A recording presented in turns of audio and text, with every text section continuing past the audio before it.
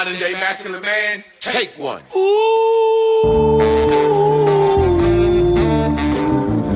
What makes a modern day masculine man? When you drink your liquor straight, a modern day masculine man. I pay all the bills and I tells my woman the truth. Got my shit together, do what I wanna do, say what I wanna say. I won't break you, or not me, and I am not you. I kept it real, so now I can do what I wanna do. Modern masculine man. Welcome to Man School. Welcome to the Modern Masculine Man Podcast, Mitch. Woo!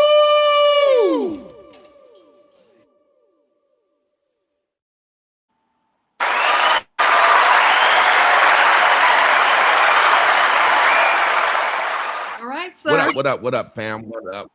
Come one, come all. Come on into the building, y'all. Come on into the house. Come on into mi casa. Come on into the tabernacle, to the church, to the mosque, to the temple, to the synagogue. Come on in.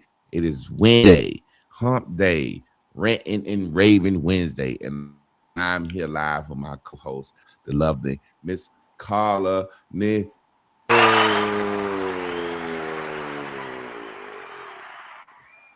How you doing today, Miss Carla? I am amazing this very beautiful Wednesday.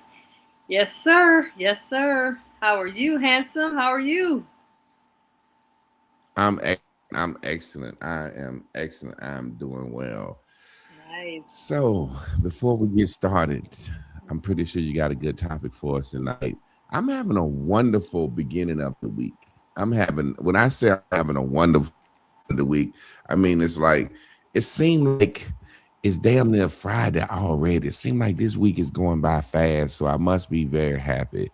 How's your week going? Like, what you got going on good? Tell the people something you got good. You got any new services you offering?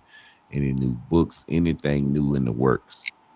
Well, right now on my Patreon, I am working on, we have the Living Soul numerology system. And currently I am working on discussing about our soul version of ourselves.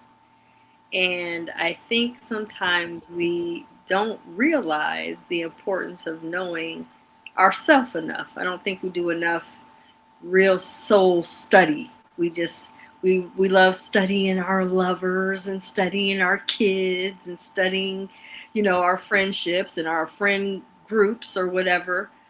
Just don't take enough time to study our own soul. So right now, currently, I am helping us to visit our actual soul version of self, because it's very important for us to know what version of ourself we are, because I don't think we realize that we practice who we are at all times. And sometimes we're doing and servicing the spirit or servicing the community or servicing our lover or lovers in a role we are not in properly. So that's currently what I'm working on in Patreon. And the name of that actual whole series that I'm working on is called Zen for Soul Abandon. So that's helping people to realize that the abandoned soul that they've got going on inside is because of not really knowing the soul version they are. That's what's up. That's what's up. Do you feel like you're going in and out a little bit? Can you hear yourself good, or is everything good on your end? Are you hearing yourself okay?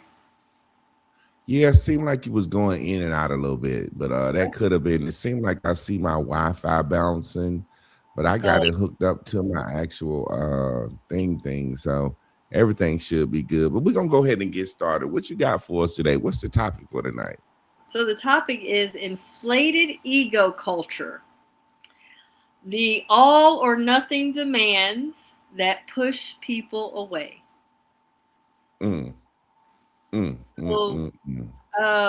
I have been enlightened to come across some people that, we like to call them conceited, or we like to say the person is big headed, or, beside themselves, as the book calls it. But Mm-hmm. I want to talk about the inflated ego tonight because in relationships, and I know you know this, a lot of times we as women will have our demands, and we're not realizing that the demands we're asking for isn't really matching the ego we think we are to the degree we believe we should receive. So Mm-hmm. oftentimes getting in this bungee pull back and forth with a lover because we're demanding elite catering and caviar style of loving from someone, Mm-hmm. and for no other reason but just for who we believe we are, which is we believe we're celebrity. And it's like, okay, but are you or not? So we're gonna talk tonight about the inflated ego, where you think you're all this and that, and then you have the high demands of wanting to get certain catering or certain care or certain, should I say, status in your love affair because of who you believe you are. Yet Yeah. the real world, we're finding that that's not matching properly.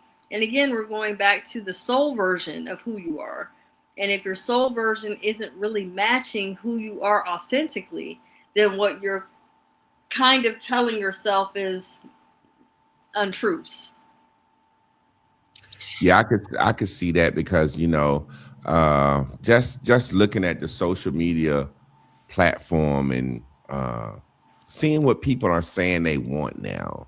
You know what I'm saying? Sometimes I'll be looking, I'll be like, you don't look like you deserve that. You know what I'm saying? Like you don't look like you deserve that. Like especially with men. I think men think they can earn their way into a certain category of woman, Mm-hmm. and once they feel like they've earned their way into a certain category of woman, Mm-hmm. then when they get done dirty or the woman use them, they start disliking women. And it's like, well, you you weren't supposed to have that woman. For example, I'll say Tyrese and his ex-wife, Oh uh, boy, here we go. uh Tyreek Hill. It's like, you're not supposed to have a certain woman. Like everybody can look at you, and people, I always used to play this game. Me and Chris, we would be out at a restaurant, and we would play a game like who to catch. And Mm-hmm. it's like we would be looking at couples coming in, and we would be like, who to catch? Like who the person that's the one that's like, that's the catch. Like, I can't believe he got her, or I can't believe she got him.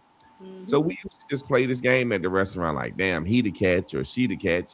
And it's like when you look at Tyrese and you look at that woman, no matter that fact that he's a millionaire actor, you still be like, she the catch.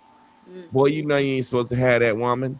Mm-hmm. And when you get in situations where you can look at somebody and tell who to catch, and if somebody ain't really supposed to have somebody, that's when they get done dirty and drugged. And a lot of times I don't feel sorry for nobody like that. Tyreek Hill, little short black guy, got this pretty yellow girl, and they was married for I think 7 months, Mm-hmm. and she divorced him, and now she's asking for $115,000 a month Mm-hmm. in child support. Right. And it's like he's sitting there acting, and I'm like, what the fuck you thought was gonna happen, man? What Yeah. is it? You thought this woman liked you? When you was in high school and elementary school, Right. girls didn't like you like that. Now, why all of a sudden your ego is so inflated because you got a certain amount of money that you think these women like you for you? They don't like you for you. No. But I'm glad you asked that question because that's what this is about. The inflated ego comes from insecurities and unhealed pain of being abandoned from past, and that abandonment doesn't necessarily mean it came from a lover. It could be abandoned as a child. It could be neglect as a child. It could be mistreated as a child. It could even be just unseen as a child, or any of those things can cause someone to have these experiences. See, what's deep is a lot of times we believe that if we're in a love affair and we have these love affair mishaps or unevenness in, like you said, ego to ego, they don't match. Well, that's true. But a lot of times they don't match because that person, when they went through the pain of neglect, the pain of abuse, the pain of mistreatment, they didn't know what else to do. So when they went through it, what they did was they ended up becoming vengeful and revengeful against that abuse, but not with words. Oftentimes they would do it in their private thoughts. And in that, I bet you I'll show you. And in that I'll show you, they started filling themselves up with lies instead of dealing with the healing that's necessary to correct and combat that. So the neglect, the vulnerability, and the unfortunate unhealed pain, they just took it upon themselves to take it and figure out a way to now build this armor around them. So, perfect example. I'm glad you used Tyrese. He's one of my favorite singers, and I love his soul. And Tyrese is also in his living soul. He really has had some challenges, especially with that ex-wife of his. But it's really not about what she looks like. Yes, she was a very attractive, beautiful woman. But what he didn't realize is it wasn't her attraction to him that he thought it was, that she drew to him. Many people think that in these celebrity exposés or whatever, a lot of people believe it's about the money. But actually, that woman is just as broken or probably worse than Tyrese was.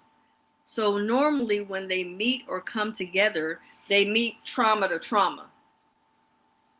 Most likely she was probably abused young, neglected young, molested young. She's a very pretty girl. Most likely those girls are oftentimes pretty but broken women, very broken. I don't know how many beautiful women sit across my table and you're thinking, my God, you have the most beautiful looks I've ever seen. But when they start telling you all the neglect from fatherless experiences, and sometimes the fathers aren't necessarily abusive, but the fathers could be in the home and misguide them. Or tell them they're all only going to be worth their pussy that they give away. And so in their mind, Tyrese is a man that had what? Money, which is actually money doesn't represent anything other than preservation or a lifestyle that she was desirous of. And when she was young and was probably abused, neglected, or mistreated, oftentimes those women are going to go in their soul and say, I bet you this won't happen again.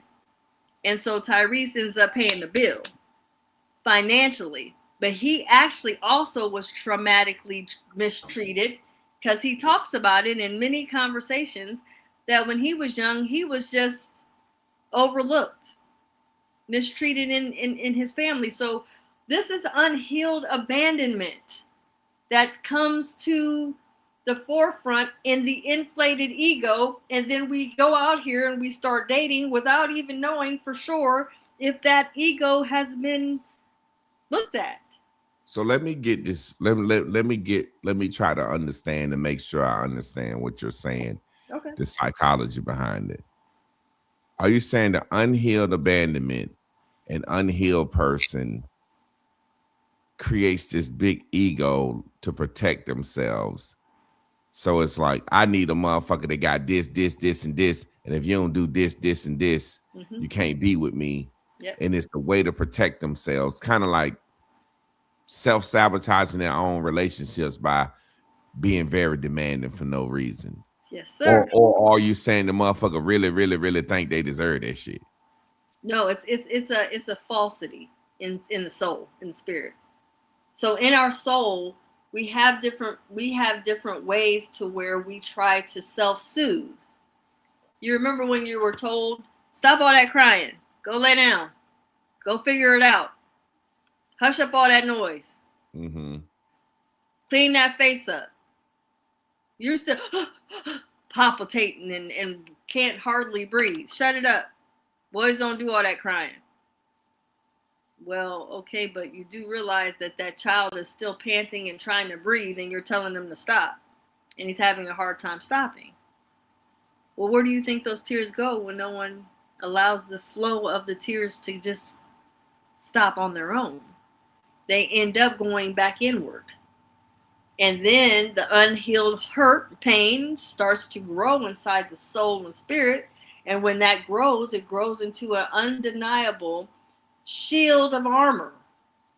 Because I'm not going to allow this to happen to me again. I'm going to come up with a plan to where I don't feel this pain. And this is why so many people are dealing with the abandonment issue, Javon, because they don't realize that even when they're treating people wrong, short-tempered, even when they feel certain ways about certain things, you're thinking that it has to do with today, and that has to do with when you were just treated different in the family. People will whisper about you and you could hear it. You know, it's funny when you say that, you know, and I'm not disagreeing with you. Sometimes I think I was a little bit different. Like, I can vividly remember my childhood. Like, sometimes I go back and I just sit down and I think about myself as a child. And I remember faking a lot. Like, I remember being a child, like if somebody took my toy or something, I remember saying to myself, I'ma scream so loud and act like somebody done fucking killed me just because they took my toy. You know what I'm saying? I remember saying that. Like, I remember my mom fussing at me or having to pop me when I was little, and I would be like, I'm gonna act like she killed me. I'm gonna act like she killed me. I want her to feel bad because I'm hurt. Yeah. And then I remember when I used to get an ass whipping when I was little, and I used to didn't cry. And I used to say to myself, I ain't even gonna cry so she can think that I don't want her to think that she hurting me. And I would not cry on purpose. And then there was sometime with some people, if I was with my aunts or somebody who I liked better than my mama, or I didn't expect to get an ass whipping from, I would be like, if they just fuss me or tap me the softest, I'm gonna cry loud as hell and act like somebody killed me. Right. So I guess me knowing that I was doing that as I became an adult, it's like I felt like I could always be honest. Like, I'm not disagreeing with you, but I'm trying to sit here and think, have I ever set like crazy expectations on a person? You know what I'm saying? Like, in my mind, I'm sitting here. I naturally I would have to ask the people, but in my mind, I always felt like I was fairly easygoing. Like, I just can't remember setting a lot of ultimatums, asking people for stuff. I guess as a man, we don't look at it like that, because as a man, in our minds, we feel like we the leaders, so it's our way or the highway. Right. So that could be the ultimatum that people say they don't, that I'm saying I don't set on people, my way or the highway. Right. But you know, I've always felt like two people tell each other what they want, and if you can't meet it, you can't meet it. You know what I'm saying? Well, also, go ahead. Let me ask you this. When you choose a woman, do you choose women that match you, or do you usually choose women that are really, if she stands next to you, people would be like, how did he pull her? See, that's the difference. Because normally the men that choose the women that are like Tyrese did, where they're like, that don't even... Tyrese, you know better. You know better than that. Yeah, I think I look at it like I might have been doing it in a reverse way. Say for example, or the women, the ones giving you the ultimatum. I guess that could be the question. Yeah, I think I would do it in the reverse way of Tyrese. So say for example, every time, and it wasn't a lot, but there have been times as a man that I've gotten a woman I thought was out of my league. Okay. You know what I'm saying? Where I'd be like, you know, because I always holler at all women just to see how my spit game is. I'm just a flirt. I'm a big flirt. Right. So I my friends know me. I'm trying to holler at the finest woman in the party that everybody's scared of. The woman that's standing out the most. I'm Right. trying to holler at her. Yep. You know what I'm saying? And I've gotten rejected by her a lot. You know what I'm saying? But the times that I got that woman that I said, oh shit, you ain't think you was gonna be able to get her. Right. It seemed like the sex was always trash, and it seemed like I always kind of tried to hurt their feelings.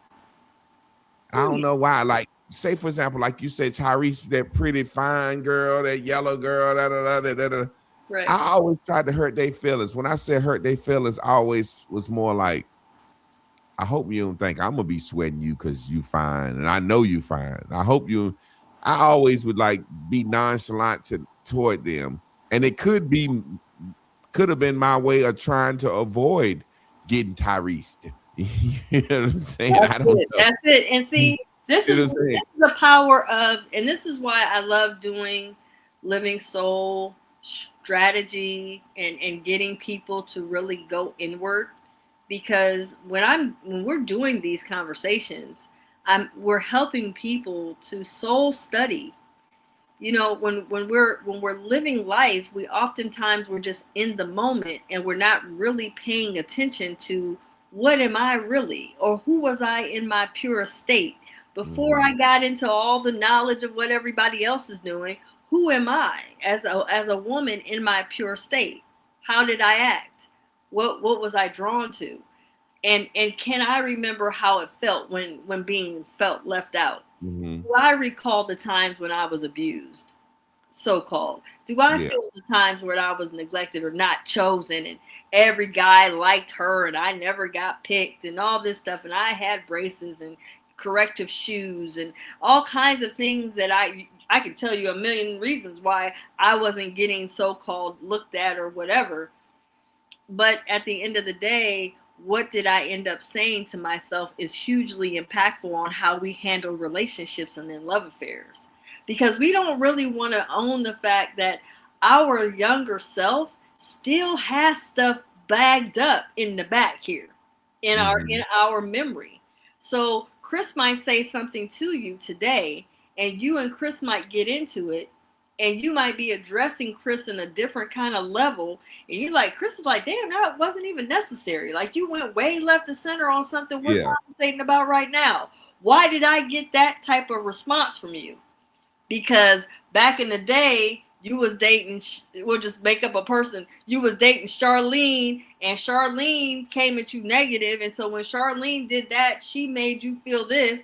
And so when Chris triggered the same similar energy towards you in that way, automatically that memory comes and surfaces. This is the soul abandonment I'm talking about. This is why the Zen for soul abandonment is so powerful right now, and people are drawn to it, because I'm helping people to see your soul has abandonment stuff. We have stuff that's not been dealt with. And unfortunately, a lot of times we don't know that this is from yesterday. We're thinking we're in the present moment. No, this is unhealed shit right here. You just didn't know. And so I'm helping people to soul study, because when you soul study, you start to get more aware. Like, you know what? Chris, I apologize, man. I didn't realize that I had went all over here with you about what you said, and I took it wrong, or I took it to mean this. And she'll say, well, I wasn't even talking about that. I know, but let me finish. I was thinking that you were saying that because of a past experience that I didn't really realize that it wasn't healed. I didn't ever really address it. It felt away to me, and it really burnt me up. But you got the brunt of what happened. So these are why the soul abandonment talks and conversations and studying within this confine of our show, I believe will really help people to see, man, I have went left of center on some stuff, and it wasn't really deserved in the present, since it was something drawn from the past. You know, ironically, you said that. I don't know if I ever said that. My ex is named Charlene. I don't know if I ever said that on the show. But I I didn't connect it, but now you're right. I'm thinking maybe I said it talking about her, my You ex. did, but I promise you that was Yeah. I just picked it out of the random. But yes, Yeah. you're right. Her name. So I try to look at it, and I've always felt like when somebody give you an ultimatum, they think they better than you. Like they daring you. Like you wouldn't break up with me. That's what an ultimatum always seemed like to me. Like, if you don't do this, if you don't give me a ring by this time, or if you don't give me some pussy by the third date, I am blah blah. It's like, to me, I've never really had nobody give me an ultimatum, I guess that's how I think I've always man, I don't know how to say this. I ain't never really been heartbroken or hurt a lot, or not at all. I can't remember, because it's like my granddaddy used to always say, like the person that like you, so I think I've avoided a lot of pain, like I said, the girl that I thought I couldn't get, when I got her, I didn't try to keep her. You know what I'm saying? It's like I think I've gotten everything on my own merits. You know what I'm saying? And sometimes people be thinking I'm being arrogant, but I'm a very handsome man to women. So if let's say if we look at men hypothetically, if I'm a 9 or a 10, Right. I'm only fucking with women on my level. And so if let's say if I'm an 8, Right. I like the 7 because she like me. If I'm an 8, I ain't trying to holler at no 10. Mm-hmm. But if I do holler at a 10 and I get somebody that I think out of my league, I'm happy that I fucked them and I keep it moving. I ain't finna try to damn lasso that whirlwind. Right. You know what I'm saying? It's like, I think so many people be like trying to like back in the day when my granddaddy used to say, I would hear him tell my uncles, boy, that's too much woman for you. You ever heard a man say that? Yeah. Or a woman said, "Say you, girl, that's too much man for you." Yeah. It's like they looking at you, telling you out of your league. You finna get hurt. Right. Absolutely. They can look at that shit and tell. Right. So I always been the type of nigga, I ain't want nobody that I thought was too much woman for me. You know what I'm saying? If I met a woman, like I said, and I got to be with a woman that I was like, damn, she a 10. I can't believe I got to be with her.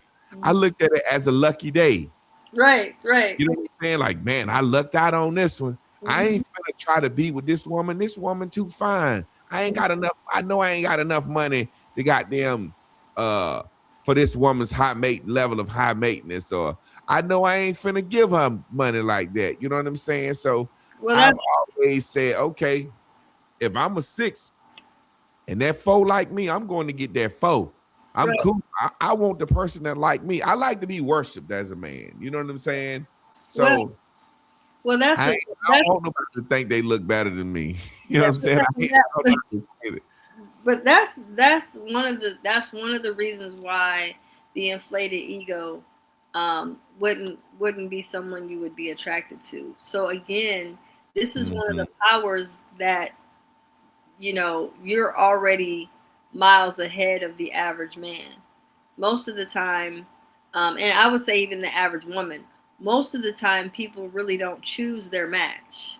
They choose someone that they think is going to make them look better, or they're choosing someone that makes them feel like they're at the top of the world, or they're choosing who they like a lot of times. But I often say, well, clients will come to me and they're struggling with, well, I'm giving everything I got and he's not giving anything at all and all this and that. And I'm like, well, that doesn't make any sense. Well, I know, but I really care. I'm like, but do you? Because the truth of the matter is, when we really look at this, you knew that man wasn't really a husband role to begin with.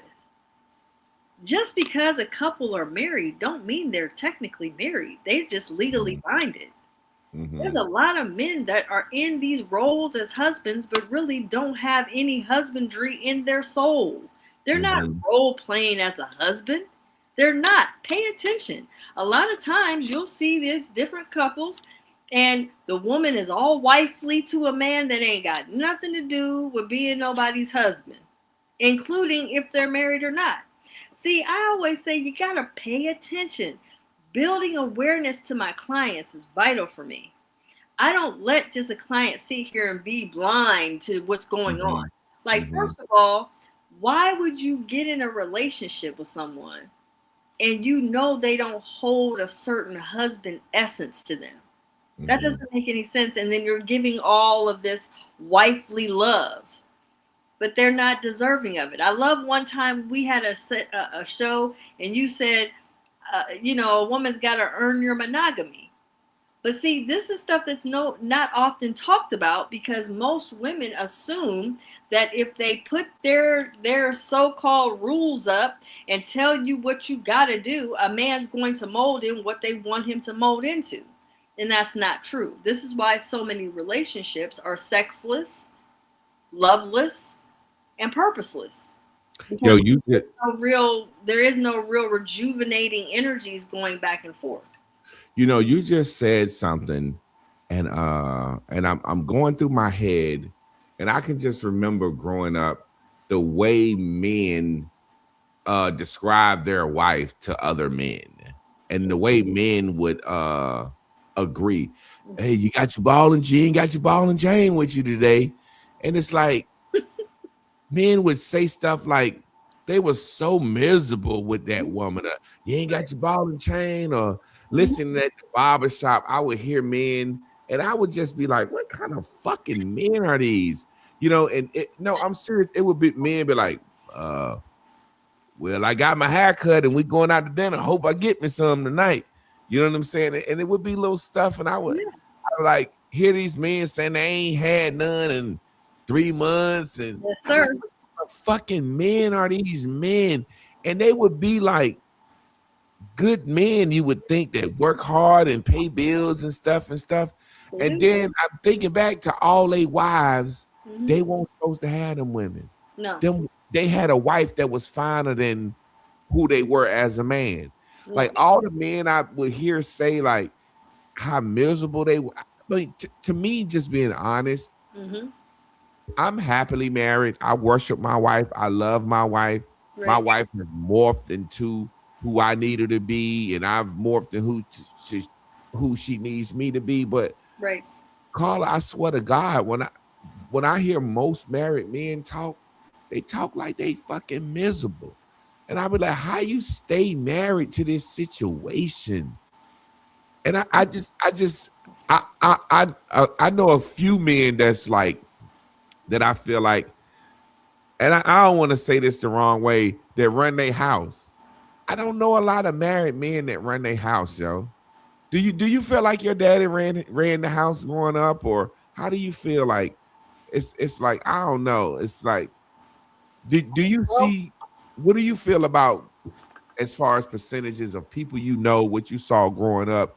Did you see men run their house, or do you perceive men as running their house? Like some of your male clients, are they running their house or what? That's married. I just seen men, like when I hear men say, my better half and happy wife, happy life, gotta have your ball and chain. She let you out tonight, huh? It's like, I just feel like so many men have that Bill Cosby mentality where he's scared of Claire. He's scared to get a sandwich. He's scared to get a drink. It's like Claire watching the refrigerator. What you think about that? Well, you asked me a lot of questions, and I'm gonna start with the first one that you asked me. Did my father run the house? And the answer is absolutely. My father not only ran the house, but he was very traditional. So I had a traditional father. But when I look back, my grandfather was a traditional man.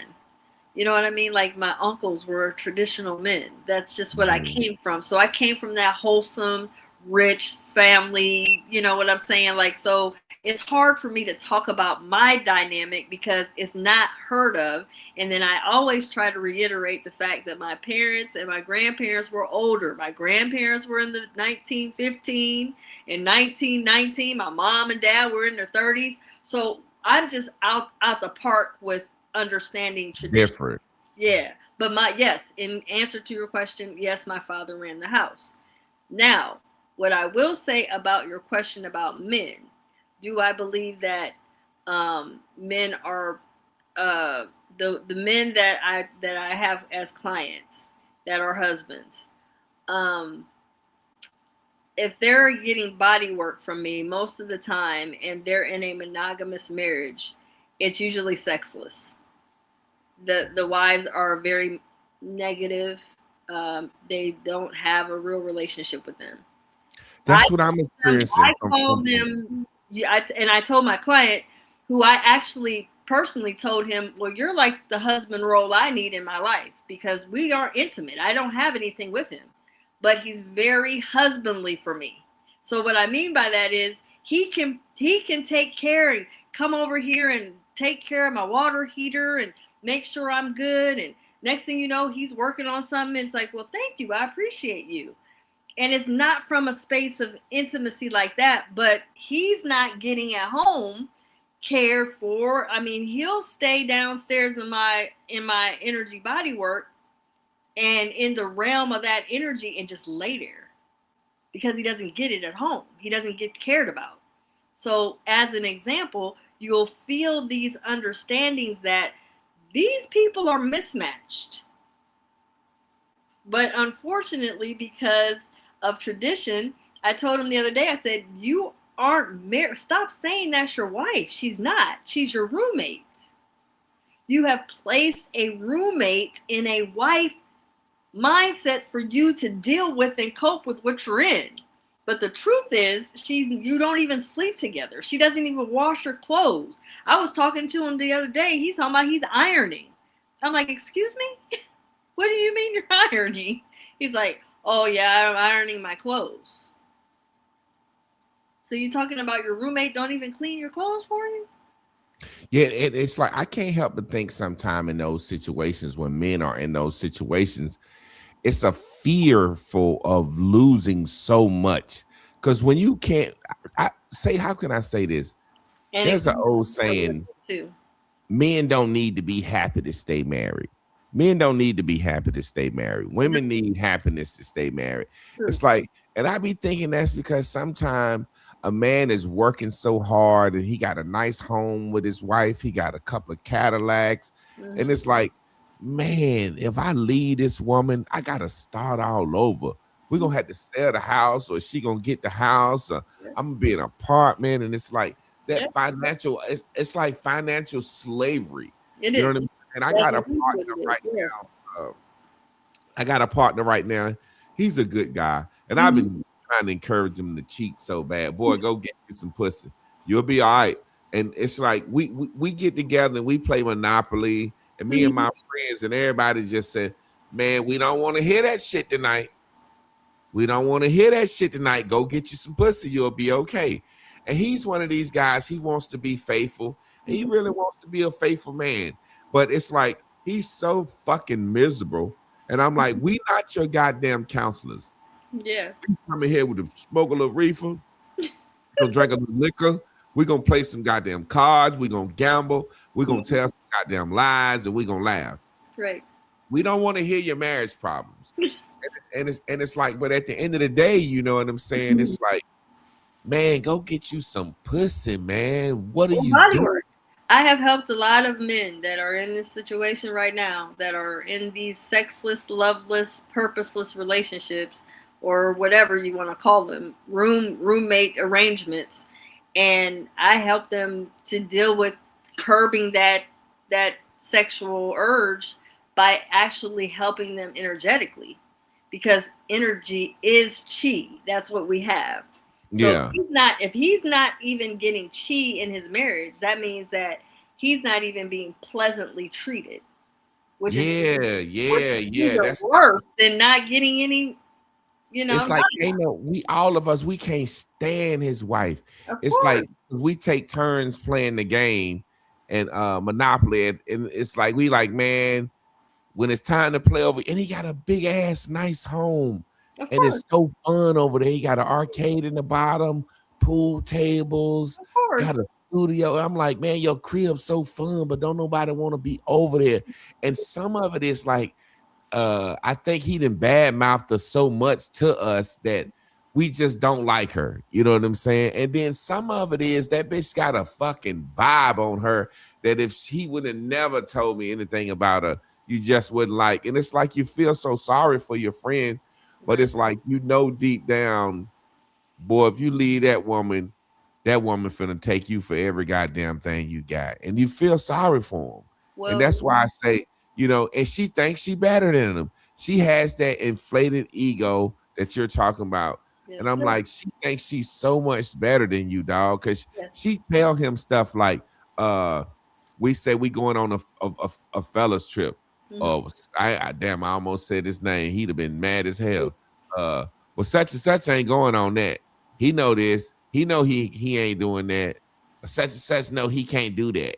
You know what I'm saying? And it's like, So technically, she does have him buy his private parts. by his balls. Yeah, You know what I'm saying? Like I said, they got so much together.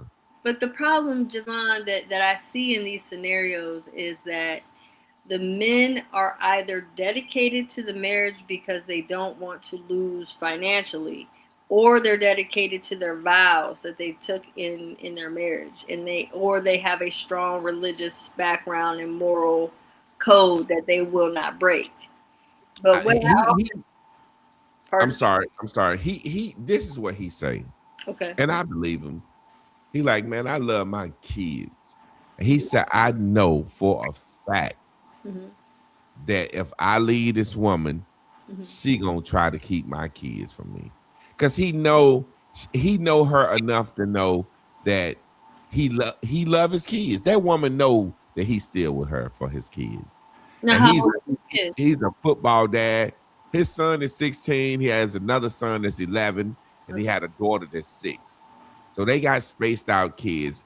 And he's a football dad, and his kids doing well in football. And it's a situation that's like, I be joking. I be like, you kill that woman yet? You know what I'm saying? I'll be like, you can get you some pussy, you gonna kill her. But I'm glad we're talking about this, because this is what I mean by knowing your soul version.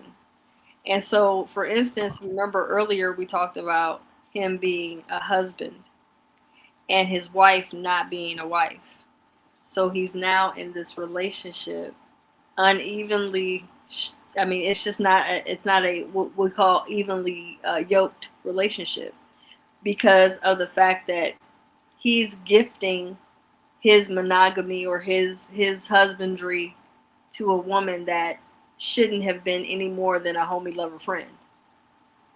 That should have been the highest status. That should have been the highest status she got. And even if she was in that position, I don't know how consistent she would have been being a lover even in that position. Yeah. You see what I'm saying? It's funny because like you were saying, I was saying earlier, he got that one he was supposed to get that he wasn't supposed to get. And like that tornado trying to hold on to her. Because, with men, we tell the truth and we talking. And men and it's sometimes men get a little offensive or just telling the truth. And I told him, I said, man, you got the type of woman, you got to kick her in her motherfucking ass, man. You know what I'm saying? It's some women. No, I'm serious. Like you remember when Harpo told Harpo, Sid said, you got to beat that motherfucker. You know what I'm saying? She was right. He just couldn't beat her. He couldn't beat her. That's why you see her next boyfriend was a heavyweight champion. Right. But that's what I mean. But when you really are not aware of your own soul version of you that you love, because the gentleman I was explaining you to, he was explaining to me if the marriage ended or if she passed away, he would get married again. So that tells me you enjoy being in the role of husband. Yeah. But you are also, can I just say this? Because I also want to make sure that I address this. Yeah. That even men that have been married and are now ex-husbands, it doesn't necessarily mean that they're still eligible husbands now. Mm-hmm. What I mean by that is some men that they will be like, well, I did well when I was a husband. It's like, that's fine. But so did a brain surgeon when he was practicing brain surgery 6 years ago. But I wouldn't let a man that hasn't been practicing brain surgery do brain surgery on me today, and he hasn't done any practicing with it. So you have to remember that once you get out of a role of being in practice of it, after a while you have to now own your truth in your soul. Your soul truth is you are not that any longer. You're no longer a husband. So that's okay. I'm just telling you that's not what you are. So don't get in your ego, inflated ego. Well, I'm a husband. No, you're not. That's not your role anymore. He might like that responsibility of being needed. He may have enjoyed the well, we know there's attributes to it. There's certain things to it. There's certain benefits to it that men may enjoy. But some men, once they get out of it, they convert into something else, being a single man or being a guardian or a yogi or whatever, taking care of many women. Whatever those roles are is up to him. But I'm saying that let's be honest with self. The soul study is important because just because you jumped out of a marriage, or even if you're a widower, sometimes widowers think that they're still husbands. You're not. If you are no longer practicing in that role, you're no longer a widower that is still husband-like. Sometimes you convert it into something different. Maybe you're now a new renewed man that wants to explore your options or whatever. So we have to get down and dirty with ourselves and learning our own soul status and our soul version so we can be able to predicate that information to the woman or men of our choice.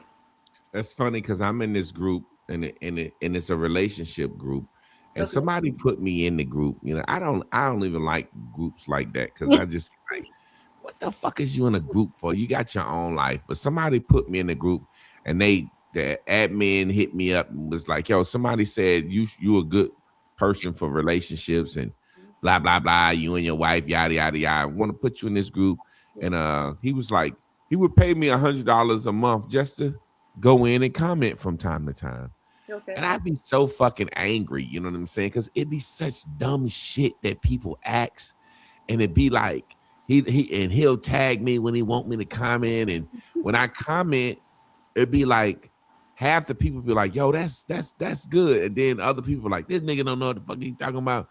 And it's like, because I'm always telling the truth, and it's like a situation. I be like,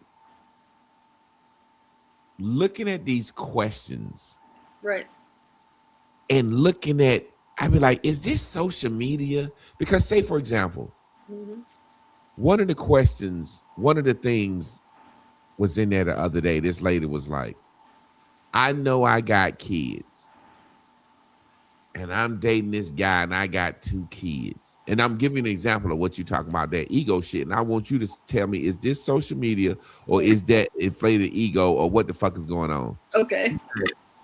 I've been dating this man for 6 months, and I know I got 2 kids, but whenever he pick his daughter up, I just can't stand that little girl, and I don't be wanting to do her hair.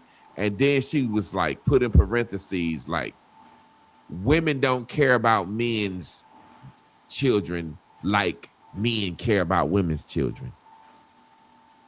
And it was just like, you just fucking said everything.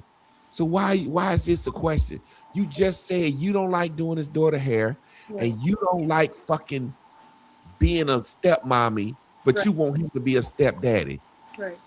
No, tell me, is that ego? What the fuck is going on here? Like, well, remember, I don't know if you remember, a couple shows back, I talked about how important it is that men make sure that the woman that they're wanting to deal with has some type of maternal instinct. She clearly does not hold maternal instinct, which means if she doesn't hold maternal instinct, then she's not going to be a woman that's going to hold maternal instinct even for her man in care. So how does she expect him to be a father to her kids, and she don't want to be a mother to his inflated. She's inflated in the ego, absolutely. Number one, and number two, she's selfish. So she's not a good-hearted woman. unfortunately, he'll stay with this woman and he'll keep dealing with her, but she's not someone he should ever upgrade to wife or full-time woman or top tier. She should never be that. Women like that need to not really be dealt with. If it's personally, if it was an uncle or a son or a bestie to me, I would tell him she's not eligible to have you as a top tier woman in But your let life. me tell you what messed me up, Carla. It's almost 1,000 people in this group, and all the women in the group are explaining in their own way how, and I kind of get them. What are they saying? It's harder to be a stepmama than it is to be a stepdaddy because women are so much more evil and blah blah blah with their kids. Like, say for example, I get where they was coming from, but they really saying women are mean. They basically saying a stepdaddy can communicate with a man better than a stepmama can communicate with a woman. Mm. You see what I'm saying? Mm-hmm. Like almost saying, I give you an example of one of the comments women made, and I get it. Okay. Well, if a stepdaddy, he's in the house and he do this, the man understand that he just being a man of the house. But if I'm a stepmama and I do the little girl's hair and the mama don't like it, it can be some, you know what I'm saying? Like the catty shit. Mm-hmm. Like, you see what I'm saying? Like the women were saying, I understand because women are more particular and more, particular about their kids and who touching their hair and what, you know what I'm saying? And it was just like, Mm-hmm. so y'all women literally expect a man to be a stepdad wholeheartedly, but y'all can understand why a woman don't want to be no step mama because the other woman is gonna be. Are you following me? Absolutely. And what I would say to all of this is that, first of all, a woman that's deciding, because it's a decision, to be in a primary role with any man with children, she needs to come to terms with herself and her soul study if she's a woman that is even into children. It doesn't matter whose children it is.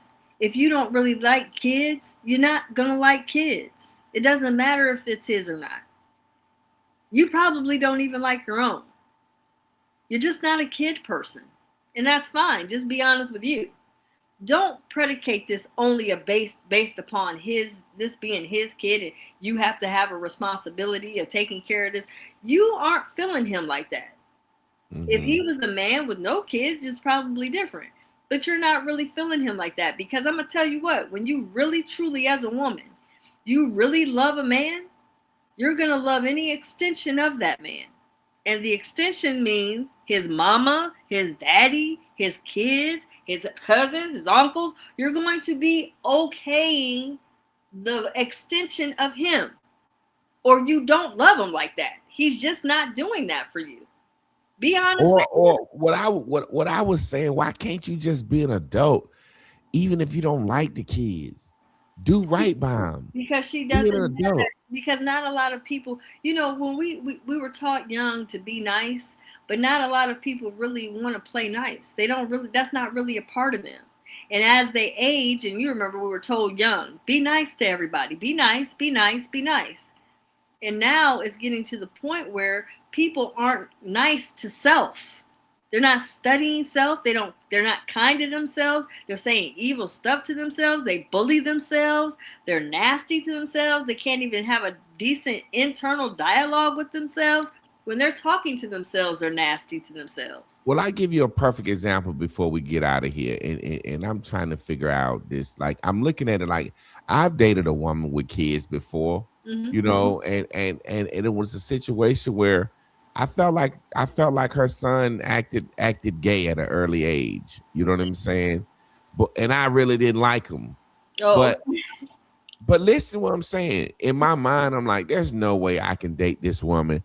And I hop up, where you going? To the barbershop Saturday. And I don't be like, let me come get little man. Like, You know what I'm saying? Like, let me do right by this woman just to show her that little motherfucker used to be trying to hump. You know what I'm saying? And let's wrestle. You know what I'm saying? Like, I felt like he was feminine, but I would tell her that. And I would keep little man with me. And I got him on the football team. You know what I'm saying? And I seen him probably a couple of years ago, and he looked like a regular nigga, grown man. But it was like, how am I dating this woman and I'm going to the barbershop and I ain't taking her son with me?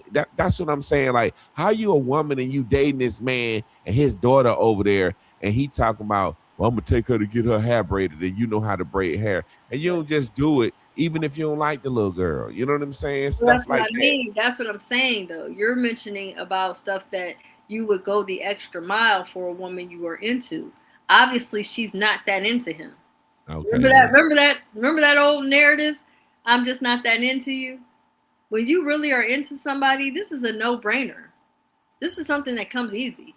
It's not going to be a hard, real, drawn out process of thinking about doing something kind to a child. You're just going to do it because in your nature, it's your nature to be like, man, she's cool, man. I see she had a little one. Let me just take the child on. Not because of any other reason, but because you're into that person. Yeah. But she should not have upgraded, or he should have not upgraded the soul version of this person, knowing good and goddamn well you don't like or aren't interested in any extension of them, but only them. And that's not how it works. But again, people will take people on knowing that their soul extensions aren't something that they will be open to. Hey, look, let me ask you something real quick, because they say the longer a man be around a woman, he gonna rub off on her. You just said, good goddamn well. Now, that's something I say all the time. Am I rubbing off on you, or do you normally say that? You normally say that, or you just came out? It just came out. But again, It's like being around, because that's what good and goddamn well you don't like that little boy. Right. That's my point. Because again, Javon, when we're looking at something, when we're honest about how we really truly feel about someone, it's a no-brainer. If I'm really into a man, I really care about him, I really want to be with him, it's a no-brainer to take his kids on. It's not even a thought. But again, I have to be that level. You would think, if you into him, you're gonna take his kids on, because in your mind you want to please him, but also this gives me cool points in his eyes. Not even just that, it's the extension of him. In being in love with someone, there's an extension of them being a part of your life. That's just that's what they come with. Like I say all the time, you and I, we have a special needs. So we got to be very particular about who we let in having access. I have an autistic grandson, and good and goddamn well, I can't just let any man in here and be okay with it, because I don't know how they will handle my normal. Like the second he mishandle little man, his ass is out. Like, he better be patient. Little boy, get your ass on. You know what I'm saying? Like, sometimes, when you see some people, they don't understand special needs or blah blah blah, and he might be hitting or kicking some or something stemming, and if a man don't understand that, he's like, what the hell are he kicking shit for? It's over immediately, and you understand, because let me take your pussy back. Give my pussy back, nigga. You don't understand my grandbaby. Give my pussy back. Exactly. You don't understand what happened. Exactly. And what's so crazy is my grandson goes through different spews. He might go through a time where, like currently, he's into this new, I want to take a shower. And he takes off all of his clothing. Then he comes downstairs, butt booty naked, with the water drenched down all over him, wet, rubbing himself all down on the. Hey, what are you doing? So I never know what it's going to be. So I can't just allow anyone to have access to me, because I have a special needs baby. And I have to be even more particular about that. And as well as I do, some people won't take that on, period. Hey, man, I feel you. I like I said, at the end of the day, when you really like somebody, you're gonna deal with what you need to deal with to have them in your life. Absolutely. And you're gonna go above and beyond. It's like people that I consider my friend. Right. I've had friends. One of my homeboys took care of me when we was on a trip out of the country, and then endeared me to him. And I was always looking for an opportunity to help the nigga back out. And he was cheating on his wife one day, and he called me. He said, "Hey man, I'm down at the beach, and I'm with my side bitch, and I done lost my goddamn keys. I need you to make up a lie and go by the house and tell my wife you got to get my other keys." And it was like 3:30 in the morning. And I jumped up out the bed like I couldn't wait to show this nigga I had his back.